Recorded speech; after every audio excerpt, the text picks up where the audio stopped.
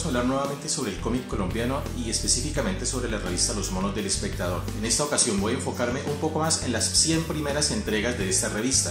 La caricatura en Colombia tiene sus inicios en épocas tan remotas como el siglo XIX, en la misma época de la independencia, donde determinados personajes pues simplemente lo que hacían era burlarse o hacer una crítica de los diferentes líderes políticos y militares en aquel entonces por medio del dibujo. Siempre existía una caricatura que reflejaba el sentir de determinado tipo de población. Podemos resaltar autores de caricaturas como lo fue Ricardo Rendón en la década de los 20.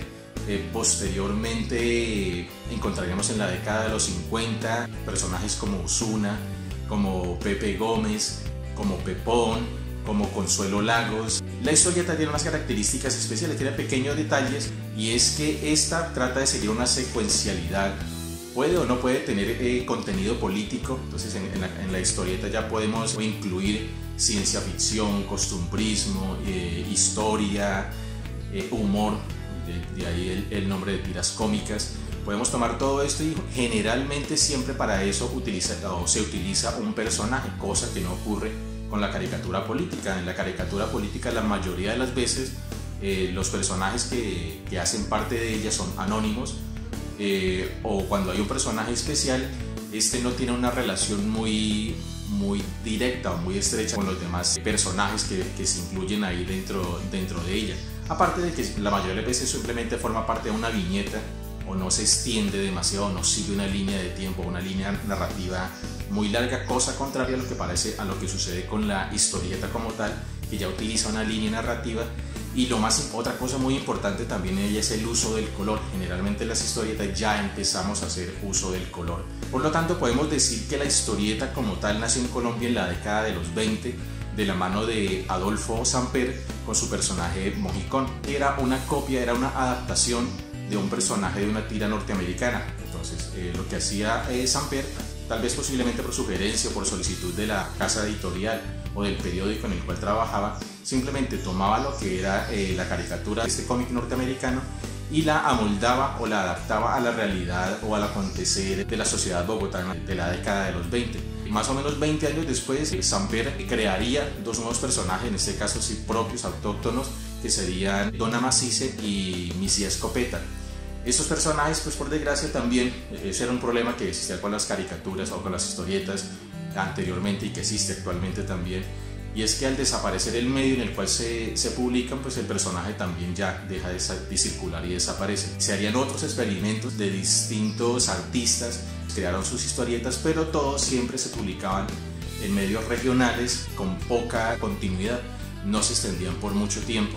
En 1960 aparece Ernesto Franco y crea su personaje Copetín.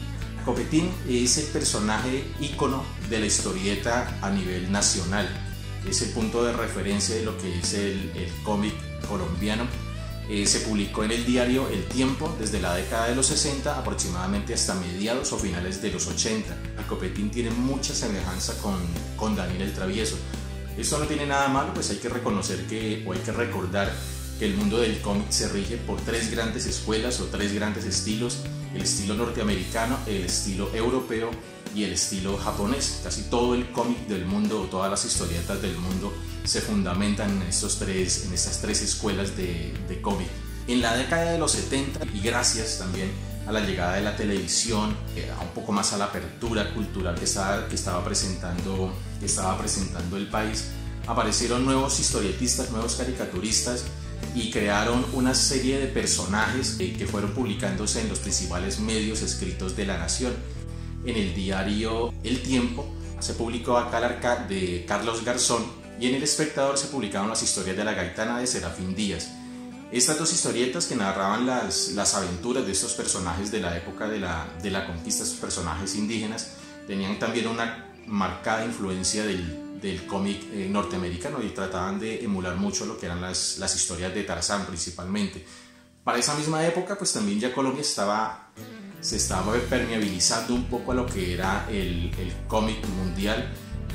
ya se podían relativamente conseguir ejemplares de personajes de DC Comics, se podían conseguir historietas de Marvel. Teníamos la influencia de otros autores suramericanos, como sería el caso de Kino, con Mafalda y toda su producción. Teníamos a la historieta de Condorito, la historieta chilena de Condorito, teníamos a historietas de Fontana Rosa. En fin, ya se estaba... y obviamente no podíamos dejar a un lado las famosas fotonovelas, que están muy generalizadas, y un personaje muy importante que influyó mucho en el desarrollo del cómic también, no solo a nivel de Colombia, sino de toda Latinoamérica, el cual fue Calimán, una historieta, un superhéroe mexicano. Yo creo que un superhéroe que ha sido un poco olvidado, que ha sido un poco subvalorado y que no tiene nada que envidiarle a ningún superhéroe o a ningún héroe tanto del mundo DC o de cómic o de Disney. Creo que los que no conozcan a Calimán, sí es bueno que den una leidita y nos darán lo espectacular que es este personaje. En la década de los 80, siendo más precisos, el 20 de septiembre de 1980, cuando el diario El Espectador decide sacar en su tiraje dominical una sección exclusivamente dedicada a la historieta, de la cual sería la revista Los Monos.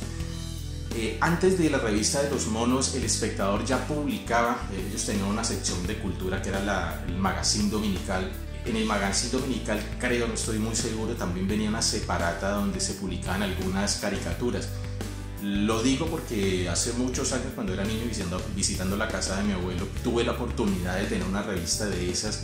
No era como Los Monos, no estaba dedicado exclusivamente a las historietas, pero sí incluía muchas de ellas. Es más, recuerdo creo que su portada, si no estoy mal, ver a Pomponio cerca de un árbol de Navidad, y si la memoria no me falla, la publicación era de 1977 o 1979.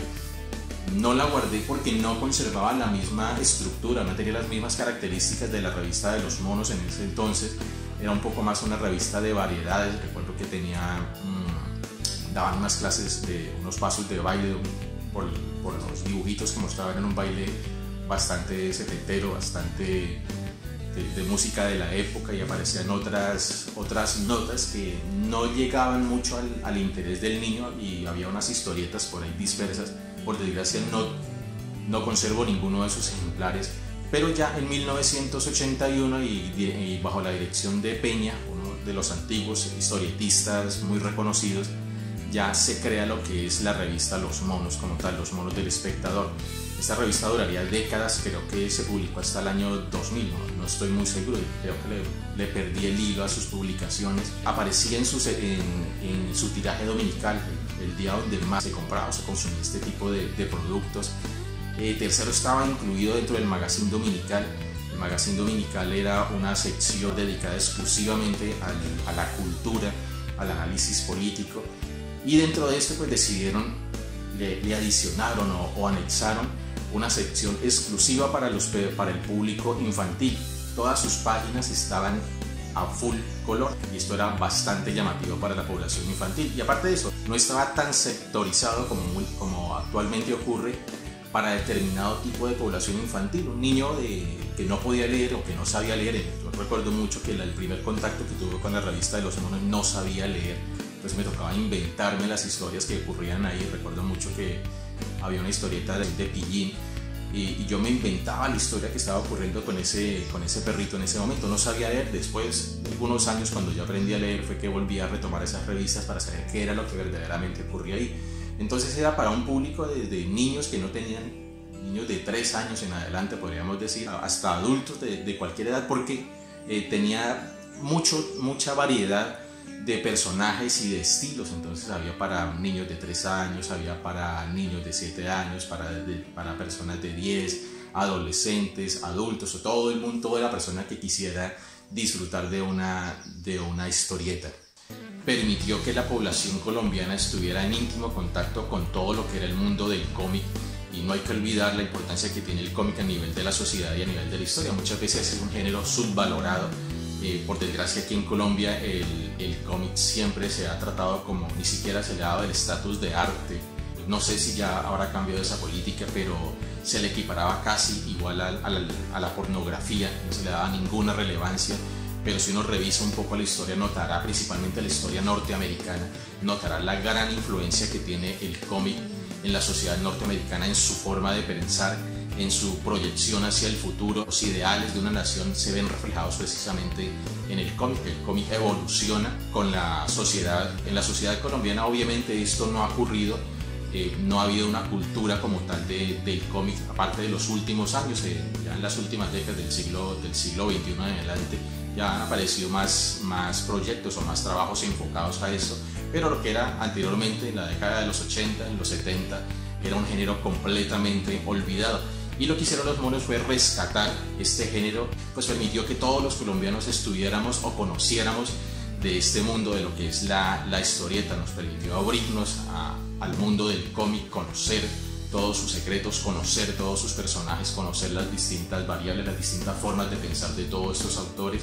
Creó una generación que se fue creciendo con este tipo de contenidos. Creo que muchas de las personas que actualmente son dibujantes, diseñadores gráficos, artistas, caricaturistas, pintores, escritores, de una u otra manera estuvieron influenciadas o tienen cierto grado de influencia por los contenidos que se entregaban en estas revistas.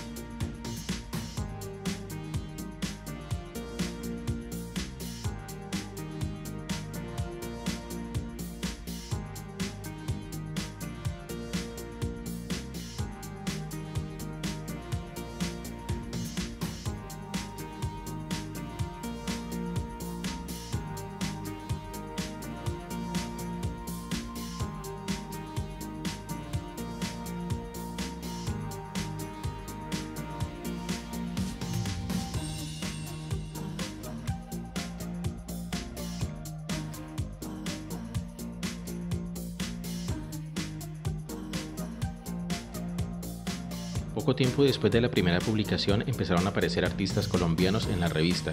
El primero de ellos fue Jorge Peña con su personaje Tucano, quien junto a los Cuidapalos de Jaime López y los Marcianitos de Efraín Monroy se convirtieron en los personajes de historieta nacional más reconocidos en la década de los 80 y de los 90. También aparecieron otras historietas que no tuvieron la misma secuencialidad y no perduraron tanto tiempo, como fueron Bonifacio de Armando y Dulcelineo por Susa. Y algo muy curioso fue la colección de ciencia ficción creada por Bernardo Ríos, que tuvo su aparición en las primeras entregas de la revista.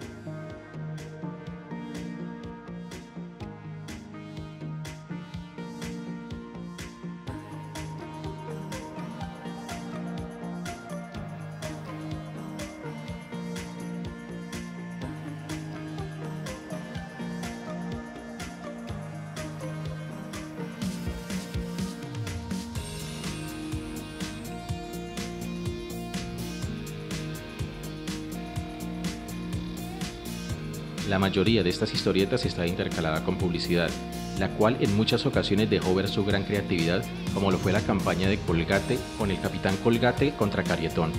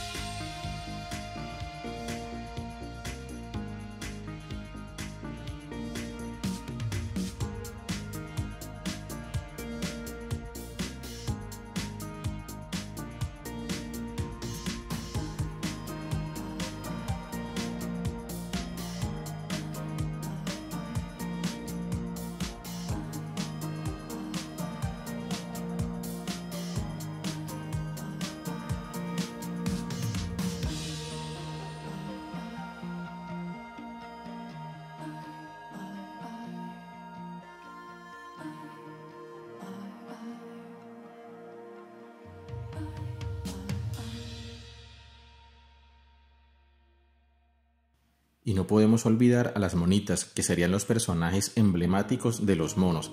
Gracias a ellas se creó un puente que permitió comunicar al lector con las distintas actividades que la revista planteaba.